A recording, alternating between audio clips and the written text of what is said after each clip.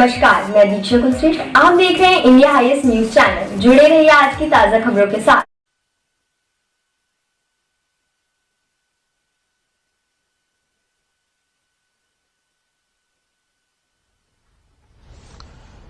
मेरे प्यारे देशवासियों, नमस्कार। कोरोना की दूसरी वेव और दूसरी वेव से हम भारतवासियों की लड़ाई जारी है। दुनिया के अनेक भारत भी इस लड़ाई के दौरान बहुत बड़ी पीड़ा से गुजरा है। हम में से कई लोगों ने अपने परिजनों को, अपने परिचितों को खोया है।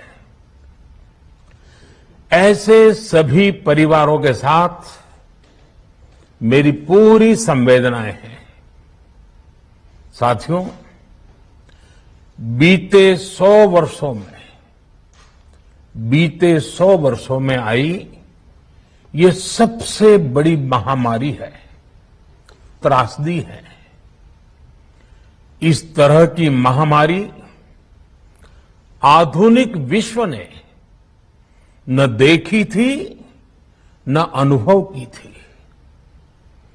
इतनी बड़ी वैश्विक महामारी से हमारा देश कई मोर्चों पर एक साथ लड़ा है। कोविड अस्पताल बनाने से लेकर आईसीयू बेड्स की संख्या बढ़ानी हो, भारत में वेंटिलेटर बनाने से लेकर टेस्टिंग लैब्स का एक बहुत बड़ा नेटवर्क तैयार करना हो, कोविड से लड़ने के लिए बीते 1.25 साल में ही देश में एक नया हेल्थ इंफ्रास्ट्रक्चर तैयार किया गया है। सेकंड वेव के दौरान अप्रैल और मई के महीने में भारत में मेडिकल ऑक्सीजन की डिमांड अकल्पनीय रूप से बढ़ गई थी। भारत के इतिहास में कभी भी इतनी मात्रा में मेडिकल ऑक्सीजन की जरूरत कभी भी महसूस नहीं की गई। इस जरूरत को पूरा करने के लिए युद्ध स्तर पर काम किया गया। सरकार के सभी तंत्र लगे। ऑक्सीजन रेल चलाई गई, एयरफोर्स के विमानों को लगाया गया, नौसेना को लगाया गया। बहुत ही कम समय में लिक्विड मेडिकल ऑक्सीजन के प्रोडक्शन में 10 गुना से ज्यादा बढ़ाया गया। दुनिया के हर कोने से, जहां कहीं से भी जो कुछ भी उपलब्ध हो सकता था, उसको प्राप्त करने का भरसक प्रयास किया गया, लाया गया। इसी तरह जरूरी दवाओं के प्रोडक्शन को कई गुना बढ़ाया गया। विदेशों में जहां भी दवाइयां उपलब्ध हो, वहां से उन्हें लाने में कोई कोर कसर बाकी नहीं छोड़ी गई। साथियों, कोरोना जैसे अदृश्य और रूप बदलने वाले दुश्मन के खिलाफ लड़ाई में सबसे प्रभावी हथियार कोविड प्रोटोकॉल है। मास्क, 2 गज की दूरी और बाकी सारी सावधानियां उसका पालन ही है। इस लड़ाई में वैक्सीन हमारे लिए सुरक्षा कवच की तरह है। आज पूरे विश्व में वैक्सीन के लिए जो मांग है, उसकी तुलना में उत्पादन करने वाले देश और वैक्सीन बनाने वाली कंपनियां बहुत कम है, इन्हीं गिनी हैं। कल्पना करिए कि अभी हमारे पास भारत में बनी वैक्सीन नहीं होती तो आज भारत जैसे विशाल देश में क्या होता। आप पिछले 50-60 साल का इतिहास देखेंगे तो पता चलेगा कि भारत को विदेशों से वैक्सीन प्राप्त करने में दशकों लग जाते थे। विदेशों में वैक्सीन का काम पूरा हो जाता था, तब भी हमारे देश में वैक्सीनेशन का काम शुरू भी नहीं हो पाता था। पोलियो की वैक्सीन हो, स्मॉल पॉक्स, जहां गांव में हम इसको चेचक कहते हैं, चेचक की वैक्सीन हो, हेपेटाइटिस बी की वैक्सीन हो, इनके लिए देशवासियों ने दशकों तक इंतजार किया था। जब 2014 में देशवासियों ने हमें सेवा का अवसर दिया तो भारत में वैक्सीनेशन का कवरेज 2014 में भारत में वैक्सीनेशन का कवरेज सिर्फ 60% के आसपास था, 60% के आसपास था। और हमारी दृष्टि में ये बहुत चिंता की बात थी। जिस रफ्तार से भारत का टीकाकरण कार्यक्रम चल रहा था, उस रफ्तार से देश को 100% टीकाकरण कवरेज का लक्ष्य हासिल करने में करीब करीब 40 साल लग जाते हैं। हमने इस समस्या के समाधान के लिए मिशन इंद्रधनुष को लॉन्च किया। हमने तय किया कि मिशन इंद्रधनुष के माध्यम से युद्ध स्तर पर वैक्सीनेशन किया जाएगा और देश में जिसको भी वैक्सीनेशन की जरूरत है उसे वैक्सीन देने का प्रयास होगा। हमने मिशन मोड में काम किया और सिर्फ 5-6 साल में ही वैक्सीनेशन कवरेज 60% से बढ़कर 90% से भी ज्यादा हो गई। 60 से 90, यानी हमने वैक्सीनेशन की स्पीड भी बढ़ाई और दायरा भी बढ़ाया। हमने बच्चों को कई जानलेवा बीमारियों से बचाने के लिए कई नए टीकों का भी भारत के टीकाकरण अभियान का हिस्सा बना दिया। हमने इसलिए किया क्योंकि हमें हमारे देश के बच्चों की चिंता थी, गरीब की चिंता थी, गरीब के उन बच्चों की चिंता थी जिन्हें कभी टीका लग ही नहीं पाता था। हम 100% टीकाकरण कवरेज की तरफ बढ़ रहे थे कि कोरोना वायरस ने हमें घेर लिया। देश ही नहीं, दुनिया के सामने फिर पुरानी आशंकाएं घिरने लगी कि अब भारत कैसे इतनी बड़ी आबादी को बचा पाएगा। लेकिन साथियों, जब नीयत साफ होती है, नीति स्पष्ट होती है, निरंतर परिश्रम होता है तो नतीजे भी मिलते हैं।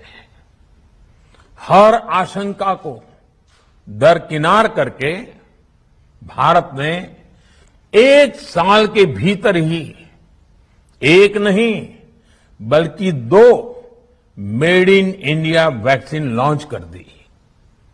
हमारे देश ने, देश के वैज्ञानिकों ने ये दिखा दिया कि भारत बड़े बड़े देशों से पीछे नहीं है। आज जब मैं आपसे बात कर रहा हूं तो देश में 23 करोड़ से ज्यादा वैक्सीन की डोज दी जा चुकी है। 23 करोड़। साथियों, हमारे यहां कहा जाता है विश्वासेन सिद्धि, विश्वासेन सिद्धि अर्थात हमारे प्रयासों में हमें सफलता तब मिलती है जब हमें स्वयं पर विश्वास होता है। हमें पूरा विश्वास था कि हमारे वैज्ञानिक बहुत ही कम समय में वैक्सीन बनाने में सफलता हासिल कर लेंगे। इसी विश्वास के चलते जब हमारे वैज्ञानिक अपना रिसर्च वर्क कर ही रहे थे, तभी हमने लॉजिस्टिक्स और दूसरी तैयारियां शुरू कर दी थी। आप सब भली भांति जानते हैं कि पिछले साल यानी 1 साल पहले, पिछले साल अप्रैल में जब कोरोना के कुछ ही हजार केस थे, उसी समय वैक्सीन टास्क फोर्स का गठन कर दिया गया था। भारत के लिए वैक्सीन बनाने वाली कंपनियों को सरकार ने हर तरह से सपोर्ट किया। वैक्सीन निर्माताओं को क्लिनिकल ट्रायल में मदद की गई। रिसर्च और डेवलपमेंट के लिए जरूरी फंड दिया गया। हर स्तर पर सरकार उनके साथ कंधे से कंधा मिलाकर चली। आत्मनिर्भर भारत पैकेज के तहत मिशन कोविड सुरक्षा के माध्यम से भी उन्हें हजारों करोड़ रुपए उपलब्ध कराए गए। पिछले काफी समय से देश लगातार जो प्रयास और परिश्रम कर रहा है, उससे आने वाले दिनों में वैक्सीन की सप्लाई और भी ज्यादा बढ़ने वाली है।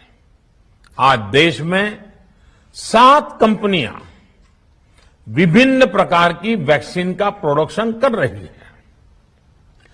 3 और वैक्सीन का ट्रायल भी एडवांस स्टेज पर चल रहा है। वैक्सीन की उपलब्धता बढ़ाने के लिए दूसरे देशों की कंपनियों से भी वैक्सीन खरीदने की प्रक्रिया को तेज किया गया है। इधर हाल के दिनों में कुछ एक्सपर्ट्स द्वारा हमारे बच्चों को लेकर भी चिंता जताई गई है। इस दिशा में भी 2 वैक्सीन का ट्रायल तेजी से चल रहा है। इसके अलावा अभी देश में एक नेजल वैक्सीन पर भी रिसर्च जारी है। इसे सिरिंज से न देकर नाक में स्प्रे किया जाएगा। देश को अगर निकट भविष्य में इस वैक्सीन पर सफलता मिलती है, तो इससे भारत के वैक्सीन अभियान में और ज्यादा तेजी आएगी। साथियों, इतने कम समय में वैक्सीन बनाना अपने आप में पूरी मानवता के लिए बहुत बड़ी उपलब्धि है, लेकिन इसकी अपनी सीमाएं भी हैं। वैक्सीन बनने के बाद भी दुनिया के बहुत कम देशों में वैक्सीनेशन प्रारंभ हुआ और ज्यादातर समृद्ध देशों में ही शुरू हुआ। WHO ने वैक्सीनेशन को लेकर गाइडलाइंस दी। वैज्ञानिकों ने वैक्सीनेशन की रूपरेखा रखी और भारत ने भी जो अन्य देशों की बेस्ट प्रैक्टिसेस थी, विश्व स्वास्थ्य संगठन WHO के मानक थे, उसी आधार पर चरणबद्ध तरीके से वैक्सीनेशन करना तय किया। केंद्र सरकार ने मुख्यमंत्रियों के साथ हुई अनेकों बैठकों से जो सुझाव मिले, संसद के विभिन्न दलों के साथियों द्वारा जो सुझाव मिले, उसका भी पूरा ध्यान रखा। इसके बाद ही ये तय हुआ कि जिन्हें कोरोना से ज्यादा खतरा है, उन्हें प्राथमिकता दी जाएगी इसलिए ही हेल्थ वर्कर्स, फ्रंटलाइन वर्कर्स, 60 वर्ष की आयु से ज्यादा के नागरिक, बीमारियों से ग्रसित 45 वर्ष से ज्यादा आयु के नागरिक, इन सभी को वैक्सीन पहले लगनी शुरू हुई है। आप कल्पना कर सकते हैं कि अगर कोरोना की दूसरी वेव से पहले हमारे फ्रंटलाइन वर्कर्स को वैक्सीन नहीं लगी होती तो क्या होता? सोचिए, हमारे डॉक्टर्स, नर्सिंग स्टाफ को वैक्सीन ना लगी तो क्या होता? अस्पतालों में सफाई करने वाले हमारे भाई बहनों को, एम्बुलेंस के हमारे ड्राइवर्स भाई बहनों को वैक्सीन ना लगी होती तो क्या होता? ज्यादा से ज्यादा हेल्थ वर्कर्स को वैक्सीनेशन होने की वजह से ही वो निश्चिंत होकर दूसरों की सेवा में लग पाए, लाखों देशवासियों का जीवन बचा पाए। लेकिन देश में कम होते कोरोना के मामलों के बीच केंद्र सरकार के सामने अलग अलग सुझाव भी आने लगे, भिन्न भिन्न मांगे होने लगी, पूछा जाने लगा सब कुछ भारत सरकार ही क्यों तय कर रही है? राज्य सरकारों को छूट क्यों नहीं दी जा रही है? राज्य सरकारों को लॉकडाउन की छूट क्यों नहीं मिल रही है? One size does not fit all जैसी बातें भी कही गई। दलील ये दी गई कि संविधान में चूंकि हेल्थ, आरोग्य प्रमुख रूप से राज्य का विषय है, इसलिए अच्छा है कि सब राज्य ही करें। इसलिए इस दिशा में एक शुरुआत की गई। भारत सरकार ने एक बृहद गाइडलाइन बनाकर राज्यों को दी ताकि राज्य अपनी आवश्यकता और सुविधा के अनुसार काम कर सके। स्थानीय स्तर पर कोरोना कर्फ्यू लगाना हो, माइक्रो कंटेनमेंट जोन बनाना हो, इलाज से जुड़ी व्यवस्थाएं हो, भारत सरकार ने राज्यों की इन मांगों को स्वीकार किया। साथियों, इस साल 16 जनवरी से शुरू होकर अप्रैल महीने के अंत तक भारत का वैक्सीनेशन कार्यक्रम मुख्यतः केंद्र सरकार की देखरेख में ही चला। सभी को मुफ्त वैक्सीन लगाने के मार्ग पर देश आगे बढ़ रहा था। देश के नागरिक भी अनुशासन का पालन करते हुए अपनी बारी आने पर वैक्सीन लगवा रहे थे। इस बीच कई राज्य सरकारों ने फिर कहा कि वैक्सीन का काम डिसेंट्रलाइज किया जाए और राज्यों पर छोड़ दिया जाए। तरह तरह के स्वर उठे, जैसे कि वैक्सीनेशन के लिए एज ग्रुप क्यों बनाए गए। दूसरी तरफ किसी ने कहा कि उम्र की सीमा आखिर केंद्र सरकार ही क्यों तय करे। कुछ आवाजें तो ऐसी भी उठी कि बुजुर्गों का वैक्सीनेशन पहले क्यों हो रहा है। भांति भांति के दबाव भी बनाए गए। देश के मीडिया के एक वर्ग ने इसे कैंपेन के रूप में भी चलाया। साथियों, काफी चिंतन मनन के बाद इस बात पर सहमति बनी कि राज्य सरकारें अपनी तरफ से भी प्रयास करना चाहती हैं, तो भारत सरकार को क्यों इतराज हो और भारत सरकार इतराज क्यों करे। राज्यों की इस मांग को देखते हुए, उनके आग्रह को ध्यान में रखते हुए 16 जनवरी से जो व्यवस्था चली आ रही थी, उसमें प्रयोग के तौर पर एक बदलाव किया गया। हमने सोचा कि राज्य ये मांग कर रहे हैं, उनका उत्साह है, तो चलो भाई 25% का काम उन्हीं को सुपुर्द कर दिया जाए, उन्हीं को दे दिया जाए। स्वाभाविक है 1 मई से राज्यों को 25% काम उनके हवाले कर दिया गया। उसे पूरा करने के लिए उन्होंने अपने अपने तरीके से प्रयास भी किए। इतने बड़े काम में किस तरह की कठिनाइयां आती हैं, ये भी उनके ध्यान में आने लगा। उनको पता चला पूरी दुनिया में वैक्सीन की क्या स्थिति है, इसकी सच्चाई से भी राज्य परिचित हुए। और हमने देखा, एक तरफ मई में सेकेंड वेव, दूसरी तरफ वैक्सीन के लिए लोगों का बढ़ता रुझान, और तीसरी तरफ राज्य सरकारों की कठिनाइयां। मई में 2 सप्ताह बीतते बीतते कुछ राज्य खुले मन से ये कहने लगे कि पहले वाली व्यवस्था ही अच्छी थी। धीरे धीरे इसमें कई राज्य सरकारें जुड़ती चली गई। वैक्सीन का काम राज्यों पर छोड़ा जाए, जो इसकी वकालत कर रहे थे उनके विचार भी बदलने लगे। एक अच्छी बात रही कि समय रहते राज्य पुनर्विचार की मांग के साथ फिर आगे आए।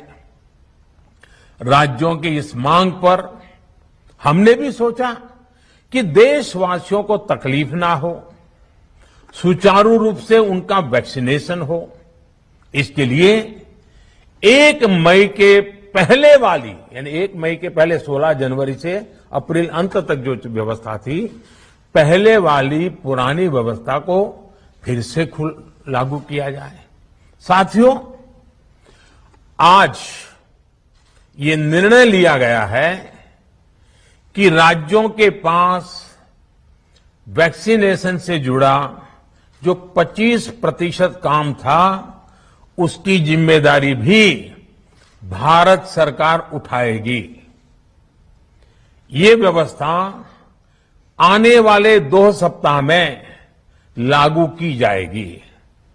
इन 2 सप्ताह में केंद्र और राज्य सरकारें मिलकर नई गाइडलाइंस के अनुसार आवश्यक तैयारी कर लेंगी। संयोग है कि 2 सप्ताह बाद 21 जून को ही अंतर्राष्ट्रीय योग दिवस भी है। 21 जून सोमवार से देश के हर राज्य में 18 वर्ष से ऊपर की उम्र के सभी नागरिकों के लिए भारत सरकार राज्यों को मुफ्त वैक्सीन मुहैया कराएगी। वैक्सीन निर्माताओं से कुल वैक्सीन उत्पादन का 75% हिस्सा भारत सरकार खुद ही खरीदकर राज्य सरकारों को मुफ्त देगी। यानी देश की किसी भी राज्य सरकार को वैक्सीन पर कुछ भी खर्च नहीं करना होगा। अब तक देश के करोड़ों लोगों को मुफ्त वैक्सीन मिली है। अब 18 वर्ष की आयु के लोग भी इसमें जुड़ जाएंगे। सभी देशवासियों के लिए भारत सरकार ही मुफ्त वैक्सीन उपलब्ध करवाएगी। गरीब हो, निम्न मध्यम वर्ग हो, मध्यम वर्ग हो या फिर उच्च वर्ग, भारत सरकार के अभियान में मुफ्त वैक्सीन ही लगाई जाएगी। हां, जो व्यक्ति मुफ्त में वैक्सीन नहीं लगवाना चाहते, प्राइवेट अस्पताल में वैक्सीन लगवाना चाहते हैं, उनका भी ध्यान रखा गया है। देश में बन रही वैक्सीन में से 25% प्राइवेट सेक्टर के अस्पताल सीधे ले पाए, ये व्यवस्था जारी रहेगी। प्राइवेट अस्पताल वैक्सीन की निर्धारित कीमत के उपरांत एक डोज पर अधिकतम 150 रुपये ही सर्विस चार्ज ले सकेंगे। इसकी निगरानी करने का काम राज्य सरकारों के पास ही रहेगा। साथियों, हमारे शास्त्रों में कहा गया है, प्राप्य आपदम न व्यथते कदाचित, उद्योगम अनु इच्छति चा प्रमत्तः। अर्थात विजेता आपदा आने पर उससे परेशान होकर हार नहीं मानते, बल्कि उद्यम करते हैं, परिश्रम करते हैं और परिस्थिति पर जीत हासिल करते हैं। कोरोना से लड़ाई में 130 करोड़ से अधिक भारतीयों ने अभी तक की यात्रा आपसी सहयोग, दिन रात मेहनत करके तय की है। आगे भी हमारा रास्ता हमारे श्रम और सहयोग से ही मजबूत होगा। हम वैक्सीन प्राप्त करने की गति भी बढ़ाएंगे और वैक्सीनेशन अभियान को भी और गति देंगे। हमें याद रखना है कि भारत में वैक्सीनेशन की रफ्तार आज भी दुनिया में बहुत तेज है, अनेक विकसित देशों से भी तेज है। हमने जो टेक्नोलॉजी प्लेटफॉर्म बनाया है, कोविन, उसकी भी पूरी दुनिया में चर्चा हो रही है।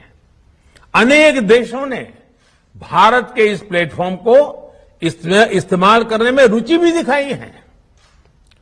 हम सब देख रहे हैं कि वैक्सीन की एक एक डोज कितनी महत्वपूर्ण है। हर डोज से एक जिंदगी जुड़ी हुई है। केंद्र सरकार ने ये व्यवस्था भी बनाई है कि हर राज्य को कुछ सप्ताह पहले ही बता दिया जाएगा कि उसे कब कितनी डोज मिलने वाली है। मानवता के इस पवित्र कार्य में वाद विवाद और राजनीतिक छींटाकशी से ऐसी बातों को कोई भी अच्छा नहीं मानता है। वैक्सीन की उपलब्धता के अनुसार पूरे अनुशासन के साथ वैक्सीन लगती रहे, देश के हर नागरिक तक हम पहुंच सके, ये हर सरकार, हर जनप्रतिनिधि, हर प्रशासन की सामूहिक जिम्मेदारी है। प्रिय देशवासियों, टीकाकरण के अलावा आज एक और बड़े फैसले में, उस फैसले से मैं आपको अवगत कराना चाहता हूं। पिछले वर्ष जब कोरोना के कारण लॉकडाउन लगाना पड़ा था, तो प्रधानमंत्री गरीब कल्याण अन्न योजना के तहत 8 महीने तक 80 करोड़ से अधिक देशवासियों को मुफ्त राशन की व्यवस्था हमारे देश ने की थी। इस वर्ष भी दूसरी वेव के कारण मई और जून के लिए भी इस योजना का विस्तार किया गया था। आज सरकार ने फैसला लिया है कि प्रधानमंत्री गरीब कल्याण अन्न योजना को अब दीपावली तक आगे बढ़ाया जाएगा। महामारी के इस समय में सरकार गरीब की हर जरूरत के साथ उसका साथी बनकर खड़ी है। यानी नवंबर तक 80 करोड़ से अधिक देशवासियों को हर महीने तय मात्रा में मुफ्त अनाज उपलब्ध होगा। इस प्रयास का मकसद यही है कि मेरे किसी भी गरीब भाई बहन को, उसके परिवार को भूखा सोना न पड़े। साथियों, देश में हो रहे इन प्रयासों के बीच कई क्षेत्रों से वैक्सीन को लेकर भ्रम और अफवाहों की जानकारी चिंता बढ़ाती है। ये चिंता भी मैं आपके सामने व्यक्त करना चाहता हूं। जब से भारत में वैक्सीन पर काम शुरू हुआ, तभी से कुछ लोगों द्वारा ऐसी बातें कही गई जिससे आम लोगों के मन में शंका पैदा हो। कोशिश ये भी हुई कि भारत के वैक्सीन निर्माताओं का हौसला पस्त पड़ जाए और उनके सामने अनेक प्रकार की बाधाएं आए। जब भारत की वैक्सीन आई तो अनेक माध्यमों से शंका आशंका को और बढ़ाया गया। वैक्सीन न लगवाने के लिए भांति भांति के तर्क प्रचारित किए गए। इन्हें भी देश देख रहा है। जो लोग वैक्सीन को लेकर आशंका पैदा कर रहे हैं, अफवाहें फैला रहे हैं, वो भोले भाले भाई बहनों के जीवन के साथ बहुत बड़ा खिलवाड़ कर रहे हैं। ऐसी अफवाहों से सतर्क रहने की जरूरत है। मैं भी आप सबसे, समाज के प्रबुद्ध लोगों से, युवाओं से अनुरोध करता हूं कि आप भी वैक्सीन को लेकर जागरूकता बढ़ाने में सहयोग करें। अभी कई जगहों पर कोरोना कर्फ्यू में ढील दी जा रही है, लेकिन इसका मतलब ये नहीं कि हमारे बीच से कोरोना चला गया है। हमें सावधान भी रहना है और कोरोना से बचाव के नियमों का भी सख्ती से पालन करते रहना है। मुझे पूरा विश्वास है हम सब कोरोना से इस जंग में जीतेंगे। भारत कोरोना से जीतेगा। इन्हीं शुभकामनाओं के साथ आप सभी देशवासियों का बहुत बहुत धन्यवाद।